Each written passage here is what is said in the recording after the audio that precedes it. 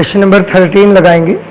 लिखा है निम्नलिखित अंतरालों में से किस अंतराल में f(x) is equal to x to the power 100 plus sine x minus 1 द्वारा प्रदत्त फलन ह्रासमान है। ये फलन दिया गया है और ये अंतराल दिए गए हैं।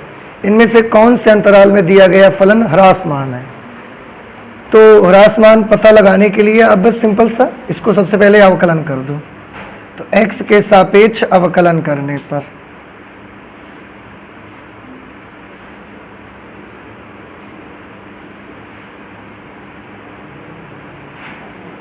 x के सापेक्ष अवकलन करेंगे तो ये f dash x is equal to x to the power 100 का x to the power n का फॉर्मूला लगाएंगे 100x to the power 99। Sine x का डेरिवेटिव क्या होगा? साइन x का डेरिवेटिव cos x और 1 का 0। बउआ ये f डैश x की वैल्यू आ गई। देखो अब आपको इस अंतराल पर सबसे पहले पता लगाना है कि इसकी वैल्यू कैसी होगी। अगर लेस देन 0 है तो ह्रासमान, ग्रेटर देन 0 है तो वर्धमान। तो इस अंतराल पर आप देखिए ओपन इंटरवल है 0,1 पर f डैश x, थोड़ा ध्यान से देखिए 0,1। अगर हम इसको नंबर लाइन पर आपको दिखाएं, ये माइनस इन्फिनिटी, ये प्लस इन्फिनिटी, यहाँ कहीं अगर 0 है और यहाँ 1 है तो 0 और 1 के बीच के नंबर लेने हैं। आप देखें भाई कि 0 और 1 के बीच के बेटा जितने भी नंबर हैं वो सब के सब नंबर कैसे आएंगे? पॉजिटिव। अब अगर सारे के सारे नंबर पॉजिटिव आएंगे तो जब x की जगह पर आप उनमें से कोई सा भी नंबर लिखोगे जाके और उसकी पावर 99 करोगे तो वो कैसा आ जाएगा मान? पॉजिटिव। cos x 0 और 1 के बीच की कोई भी वैल्यू इसमें लिखोगे जाके तो क्या होगा? जैसे मान लो 0.5 लिख दिया तो cos 0.5 की वैल्यू क्या होगी? इसको समझने के लिए एक छोटी सी चीज देखो। आपको ये हो सकता है ये डाउट हो, ये प्रॉब्लम आएगी आपको कि x की जगह तो हम कोई एंगल लिखते हैं और यहाँ तो ये रियल नंबर में दिया जा रहा है। भाई यहाँ cos x है ना, तो cos के साथ जो x है उस x की जगह पर आपको कोई ना कोई कोण लिखना चाहिए और यहाँ पर तो हमारे पास क्या है? Real number. तो ऐसे सिचुएशन पर आपका जो एंगल डिग्री में होता है उसे आप रेडियन में कन्वर्ट करके देख सकते हो। मैं अगर आपको यहाँ पर देख लीजिए थोड़ा सा, ये 0 डिग्री और ये कितना π/2 यानी कि 90 डिग्री।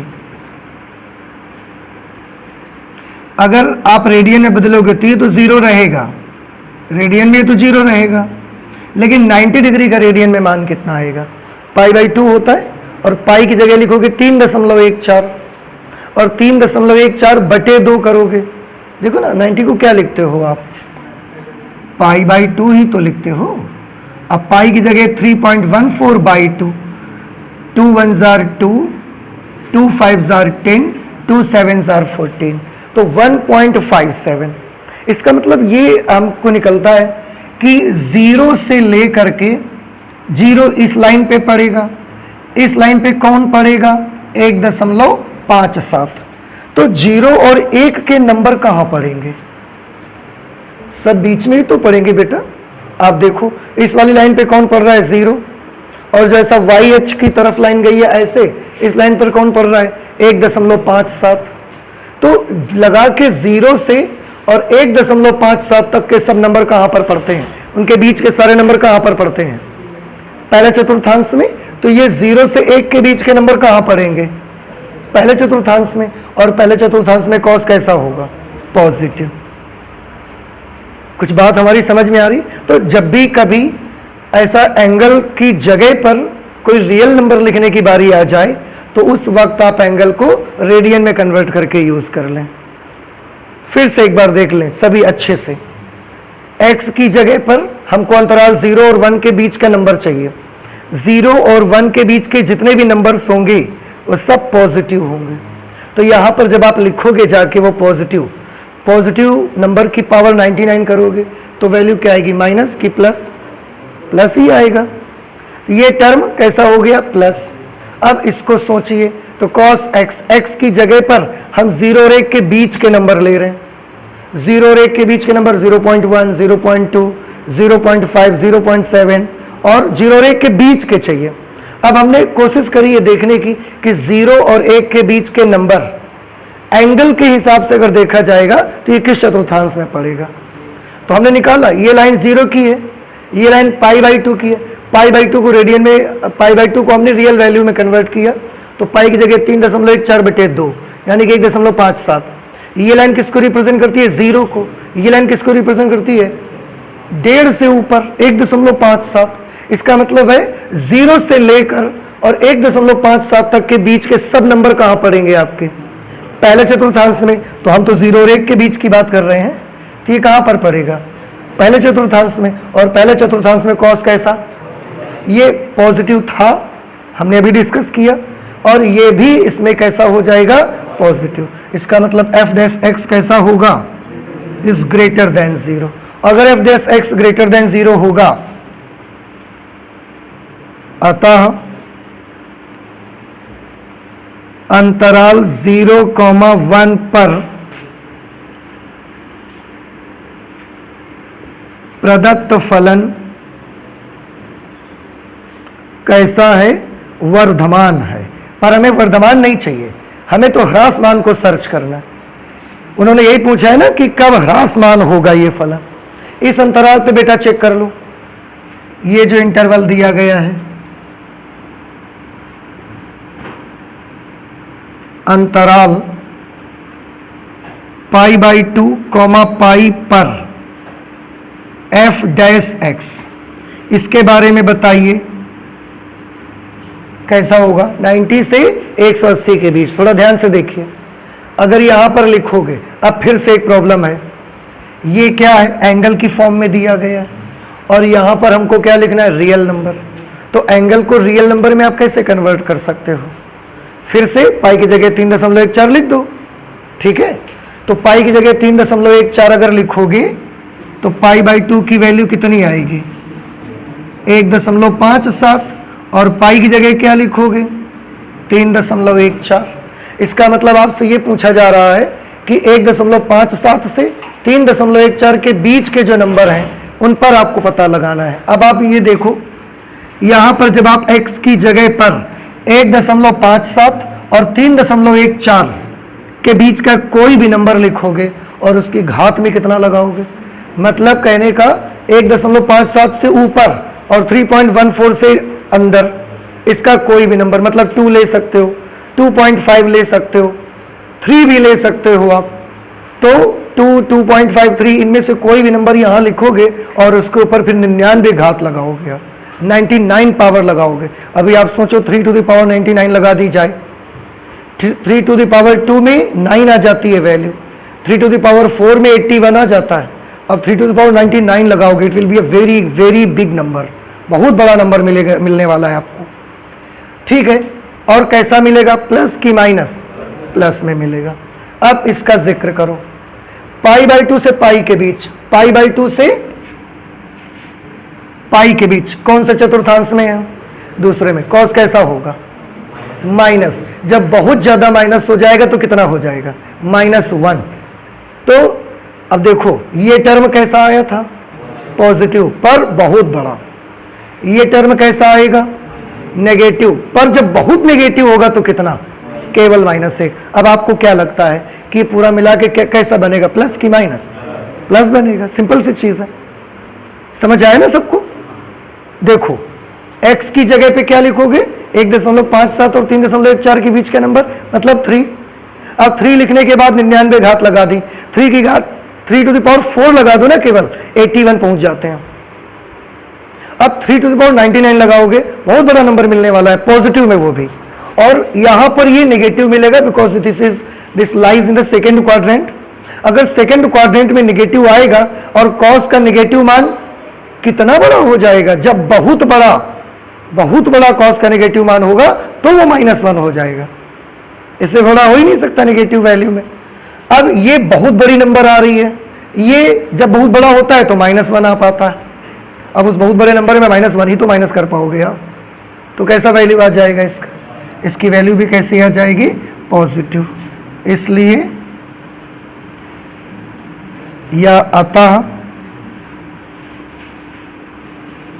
अंतराल π/2 से पाई पर प्रदत्त फलन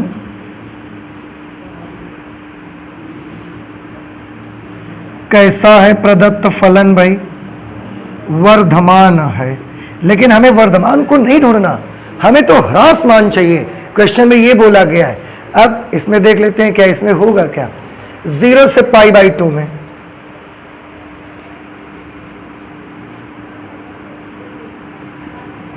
अंतराल 0 से π/2 पर f'(x), चलिए इसके बारे में बताइए।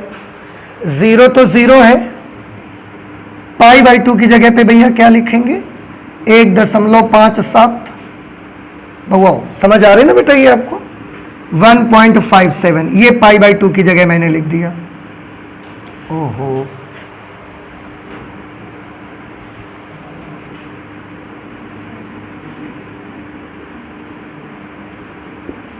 ठीक। आप कहने का मतलब यूं कि आप 0 से 1.57 के बीच का कोई भी नंबर x की जगह पर लिख सकते हो, और जब एंगल की बारी आएगी तो हम 0 से π/2 का भी सोच लेंगे। अब 0 से लगा के 1.57, मतलब आप 1 भी लिख सकते हो, x की जगह पे 1.5 भी लिख सकते हो। तो जब यहां पर आप सोचो 1.5 लिखेंगे, 1 से बड़ा नंबर है, और उसकी घात 99 लगाएंगे, फिर से बहुत बड़ा नंबर आ जाएगा। और इसमें जब लिखोगे तो ये 0 और π/2 के बीच में अगर है तो कौन सा चतुर्थांश में है, पहले चतुर्थांश में, तो पहले चतुर्थांश में तो ये भी कैसा रहेगा।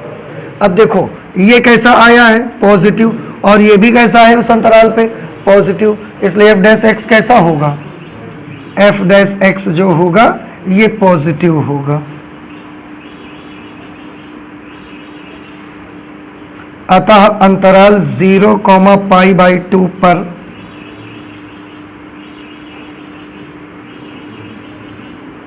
प्रदत्त फलन वर्धमान है। इसका मतलब तो फिर अब तीन अंतरालों पर अगर वर्धमान है तो ऑप्शन डी ही सही आ सकता है। फिर तो उसमें लिखा हुआ था कि अंतरालों में से किस अंतराल में f(x) = x⁴ plus sin x - 1 द्वारा प्रदत्त फलन ह्रासमान है। तो इन तीन में तो किसी में ह्रासमान नहीं आ पाया।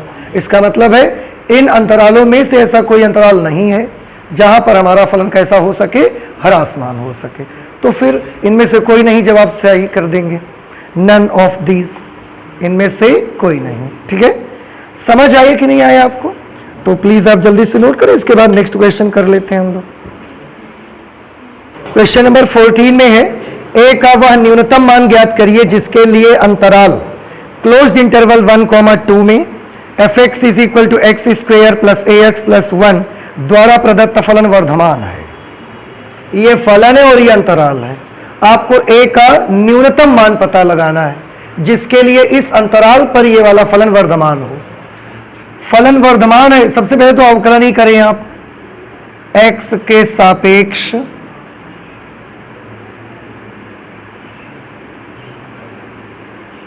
अवकलन करने पर f'(x), x² का डेरिवेटिव 2x, ax का a।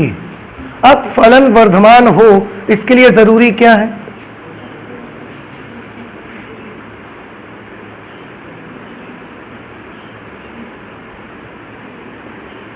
फलन वर्धमान हो इसलिए f'(x) का मान कैसा होना चाहिए, 0 के बराबर या तो 0 से बड़ा। ठीक है, f'(x) की जगह पर हम ये लिख देंगे 2x plus a is greater than और इक्वल टू 0। हमको तो a की वैल्यू चाहिए, a इज ग्रेटर देन और इक्वल टू -2x। ठीक है,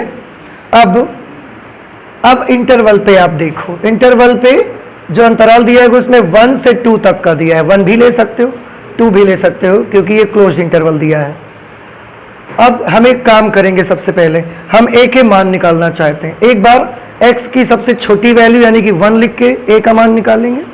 एक बार x की जो बड़ी वैल्यू हमारे पास अवेलेबल है उसको रखकर हम a का मान निकालेंगे। तो for x is equal to 1, for x is equal to 1 a should be greater than और इक्वल टू -2। देखो जब आप x की जगह 1 लिखोगे, सबसे छोटी वैल्यू हमने x की लिख दी, तो जब आप x की जगह 1 लिखोगे तो ये कितना बनेगा -2। For x is equal to 2, x is equal to 2 लिखोगे तो क्या बनेगा, a इज ग्रेटर देन और इक्वल टू 4, -4 सॉरी। अब देखिए अगर आप x की जगह 1 लिखेंगे, 1 जो कि x का सबसे छोटा मान है, समझ रहे हैं, तो a की सबसे बड़ी वैल्यू मिलेगी। क्यों?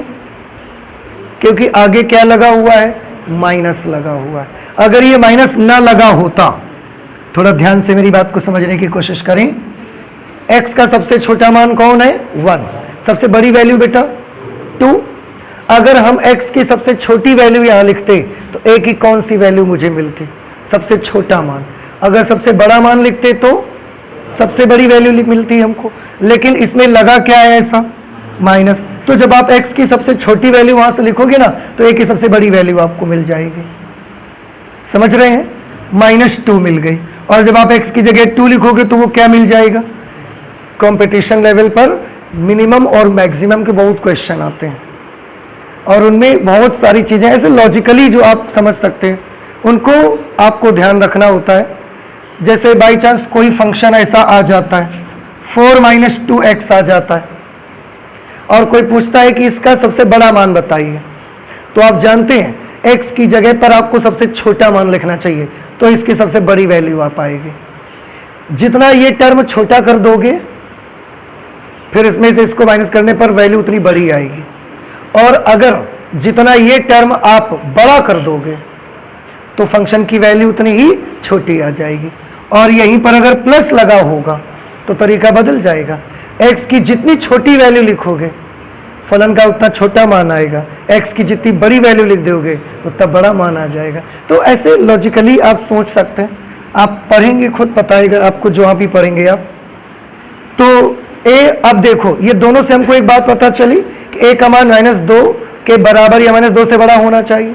इससे पता चला a का मान -4 के बराबर या -4 से बड़ा होना चाहिए। अब देखने वाली बात यह है कि दोनों में कॉमन कौन सा पॉइंट है, ये लेना चाहिए कि ये लेना चाहिए। तो हमारा आंसर है ना ये लेंगे ना ये लेंगे, जो पॉइंट्स दोनों के लिए कॉमन होंगे हम उन्हें लेंगे। तो हमने तुरंत नंबर लाइन बना डाली, -∞ +∞। Suppose this is -2 and this is -4, -2 से और लेफ्ट साइड पे -4 पड़ेगा। अब देखो इसके मुताबिक a का मान कैसा होना चाहिए बताओ, -2 या उससे बड़ा, -2 या उससे बड़ा। और इसके अकॉर्डिंग a की वैल्यू कितनी होनी चाहिए, -4 या उससे बड़ी, -4 या उससे बड़ी। अब दोनों में कॉमन कौन सा है, क्या ये वाला पोर्शन दोनों के लिए कॉमन है। अगर हम यहां का कोई नंबर ले लें, बाई चांस -3 ले लिया, तो क्या -3 इस वाले अंतराल पे इस वाले हिस्से भी पे पड़ता है और इस वाले हिस्से पर भी पड़ता है, ऐसा है क्या, नहीं है। लेकिन यहां का हर नंबर इसमें भी पड़ेगा और इसमें भी पड़ेगा, इसलिए एक्चुअल वैल्यू जो मुझे बतानी चाहिए वो ये वाली आएगी, -2 से बड़ी। आप थोड़ा ध्यान से देखें, a के दो तरीके से मान मिल रहे हैं। एक बोलता है कि a का मान -2 या उससे कैसा ले लो, बड़ा। एक बोलता है नहीं, a का मान -4 या उससे बड़ा ले लो। अब हम कौन सा लेंगे, तो आंसर है ऐसी सिचुएशन पर हम फिर कॉमन वैल्यू लेंगे। अब कॉमन वैल्यू कौन सी है, तो आपको नहीं लग रहा है कि यहां से लेकर फिर इधर का पोर्शन कॉमन है, पीछे का पोर्शन कॉमन नहीं है भाई, यहां से लेकर के आगे का पूरा पोर्शन कॉमन है, यानी कि -2 के बराबर हो या उससे बड़ा हो, यही हिस्सा कॉमन है। अब इस हिस्से में भी सबसे छोटी वैल्यू चाहिए, a का न्यूनतम मान उन्होंने पूछा है। अब आप बताओ, यहां से लेकर ये वाला हिस्सा हमको लेना है और इसमें भी सबसे छोटा मान कौन है, -2, इसलिए ए की मिनिमम वैल्यू कितनी आ जाएगी?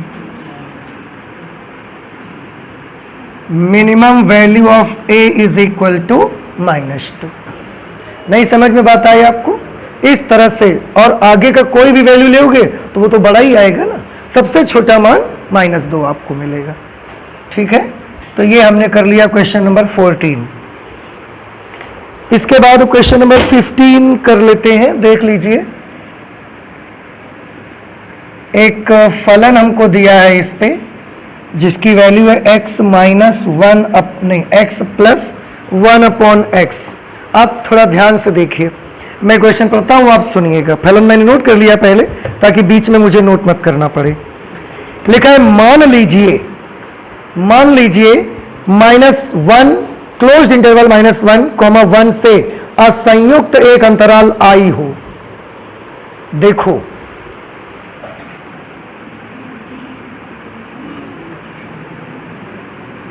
अंतराल क्लोज्ड इंटरवल -1 to -1, +1 से असंयुक्त एक अंतराल। देखो, इस क्वेश्चन का पूरा जो इंपॉर्टेंट पार्ट है ना, बस यहीं पर है।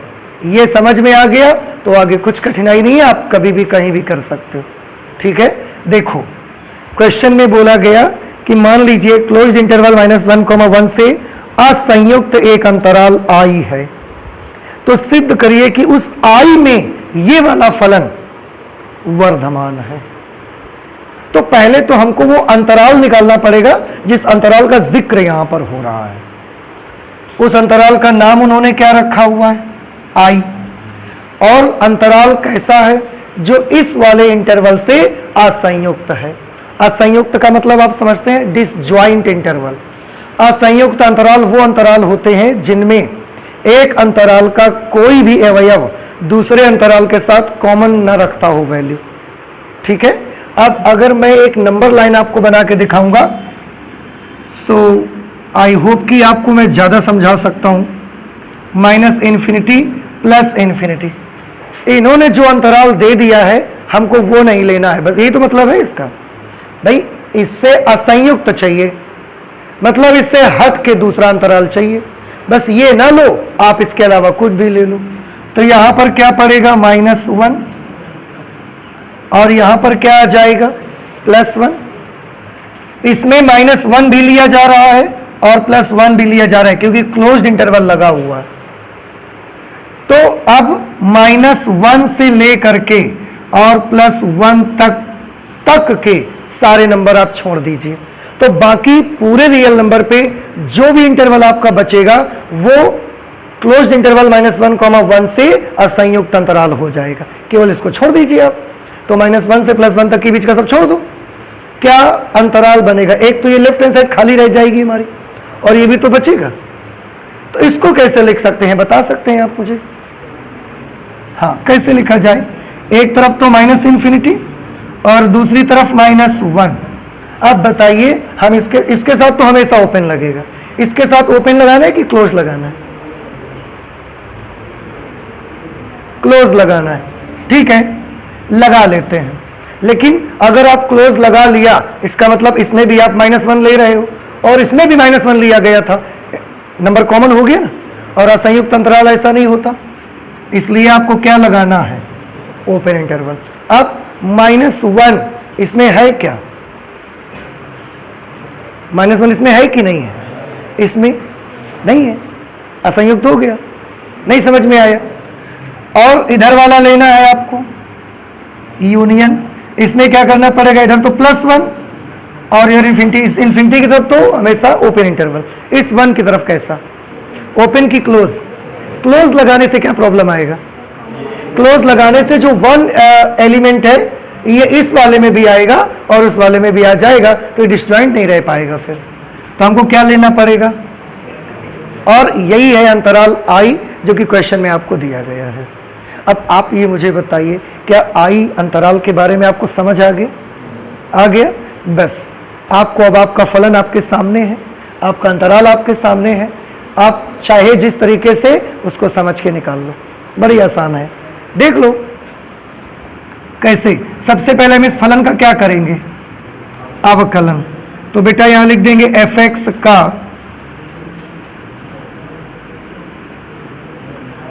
x के सापेक्ष अवकलन करने पर, ठीक है। चलो करो अवकलन, बताइए मुझे क्या आएगा।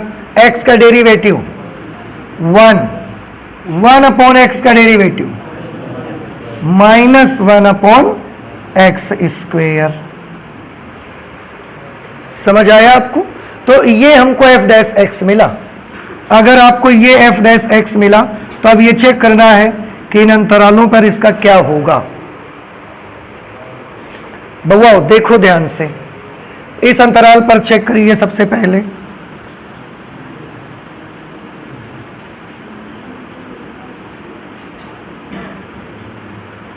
देखिएगा x की जगह पर -∞ और -1 के बीच का कोई भी नंबर आप लिख लो, कोई भी नंबर। तो क्या लिखोगे, -2 आएगा ना इसके बीच में, अभी -1 से चलोगे -2 आएगा, ठीक है। x की जगह -2 लिखो, x की जगह -2 लिखा, उसका स्क्वायर किया, कितना आ गया -4 +4, -2 का स्क्वायर किया +4, कितना बना 1 अपॉन 4।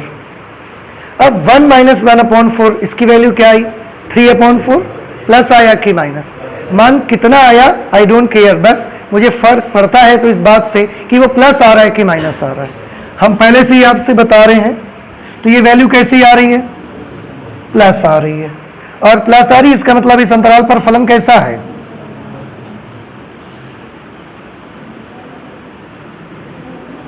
अतः अंतराल -∞, -1 पर प्रदत्त फलन कैसा है, वर्धमान है। एक ये और एक इस इंटरवल पे चेक करना है। अंतराल 1, पर f डैश x, चलो एक और अनंत के बीच का कोई नंबर ले लो, कोई भी ले लो, 2 तो आएगा यहां पर, 2 ही ले लो। जब आप 2 लिखोगे तो फिर से ये 1/4 बनेगा, और 1 - 1/4 क्या आएगा, फिर से ये वैल्यू पॉजिटिव ही आएगी बेटा, means it will be greater then 0। अतः अंतराल 1, पर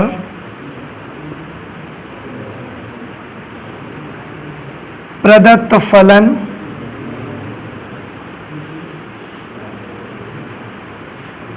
वर्धमान है, ठीक है। अब देखो इस वाले इंटरवल पे भी वर्धमान है, इस वाले इंटरवल पे भी वर्धमान है, इसका मतलब I पर वर्धमान है, स्पष्ट है कि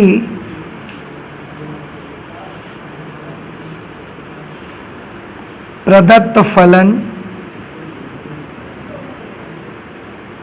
अंतराल I पर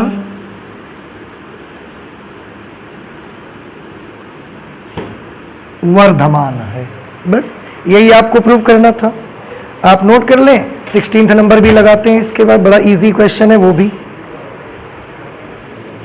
16th नंबर में है, सिद्ध करिए कि फलन f(x) = log sin x open interval 0, में वर्धमान और ओपन इंटरवल π/2, में ह्रासमान है। बहुत आसान क्वेश्चन है, आप भी एक बार अगर ट्राई करते तो तुरंत से आ जाता आपको आंसर इसका। सबसे पहले x के सापेक्ष अवकलन कर दीजिए इसका,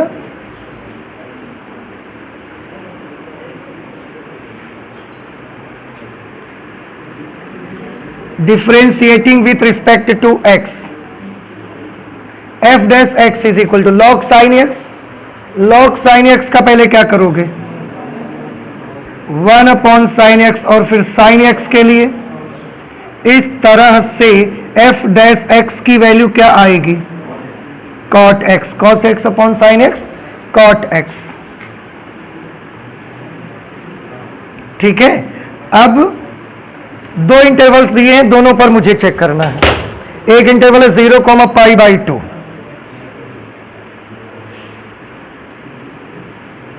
अंतराल 0,π/2 पर f'(x), चलिए बताइए 0,π/2 यानी कि 0 और π/2 के बीच। तो 0 और π/2 के बीच आप कहां पर रहते हैं? पहले चतुर्थांश में, और पहले में कॉट कैसा रहेगा? पॉजिटिव। इसका मतलब f'(x) भी पॉजिटिव। इसका मतलब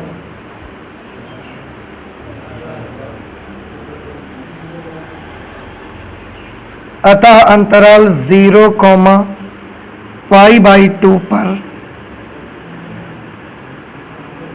प्रदत्त फलन कैसा बेटा आ गया? ये वर्धमान है। अच्छा, एक इंटरवल पे और चेक करना था, π/2, π पर, तो उस पर भी चेक करो जरा। अंतराल π/2, π पर f'(x), इस वाले इंटरवल के बारे में बताइए बेटा। π/2 से पाई कौन से चतुर्थांश में जाएंगे आप? दूसरे में। और दूसरे में कॉट कैसा? दूसरे चतुर्थांश में कॉट नेगेटिव, इसलिए कॉट नेगेटिव, इसका मतलब है f'(x) negative. Negative means less than 0। अतः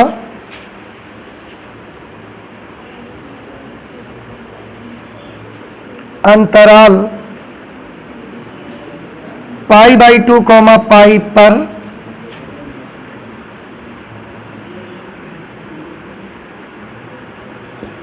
प्रदत्त फलन ह्रासमान है।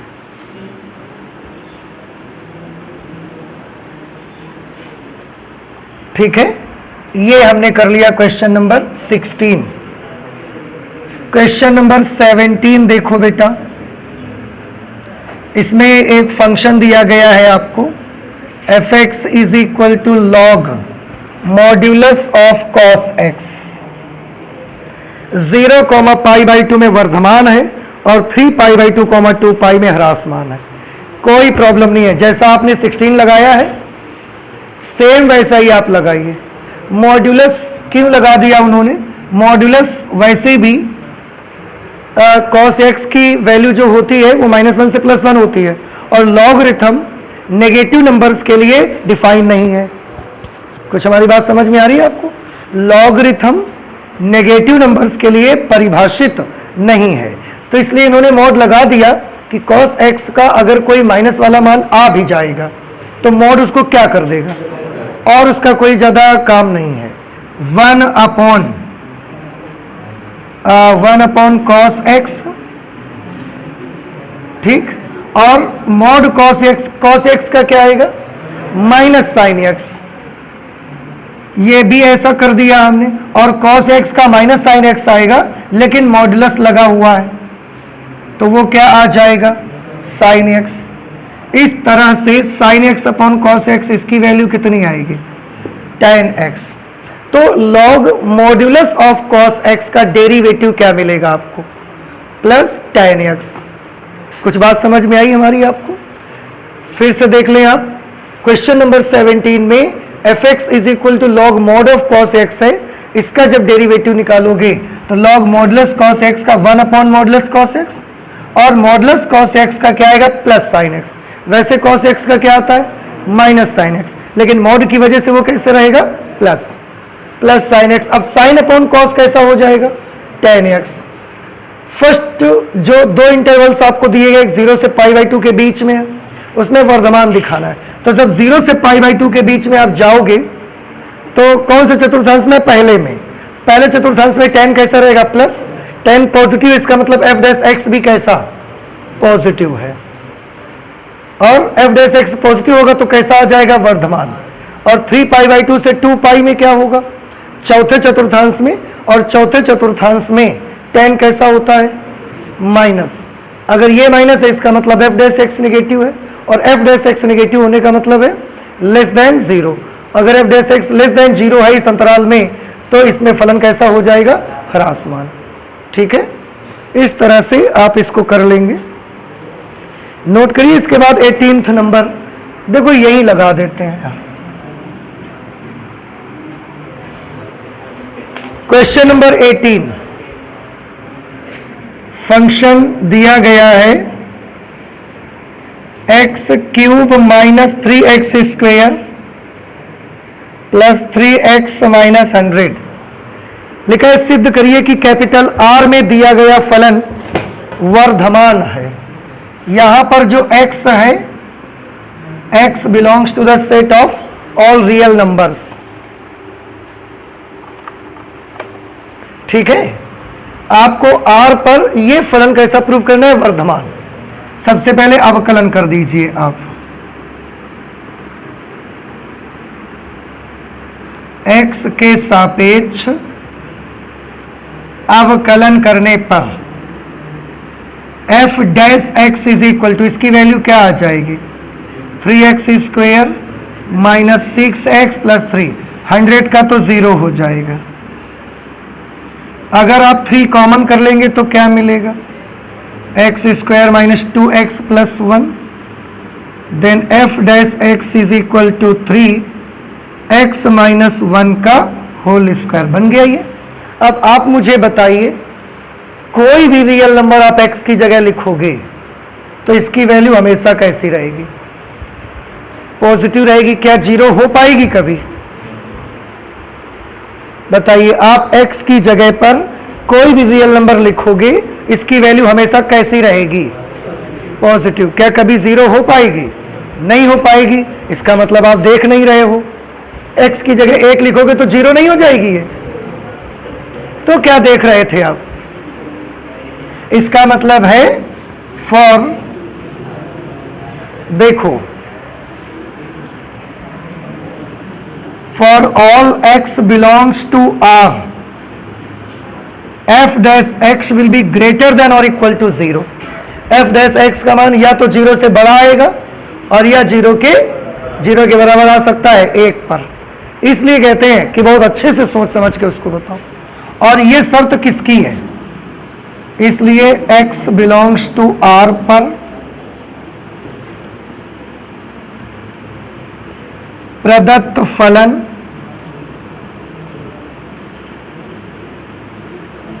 वर्धमान है। समझ आया कुछ आपको? तो इस तरह से ये आप क्वेश्चन कर देंगे। अब इसके बाद क्वेश्चन नंबर 19 है, आप प्लीज इसे जल्दी से नोट कर ले, फिर 19 नंबर लगा लेते। क्वेश्चन नंबर 19 है, निम्नलिखित में से किस अंतराल में y is equal to x square into e to the power x वर्धमान है? ये 4 इंटरवल्स दिए हैं, इनमें से कौन से अंतराल पे आपका ये फलन वर्धमान होगा? सबसे पहले x के सापेक्ष अवकलन कर दें।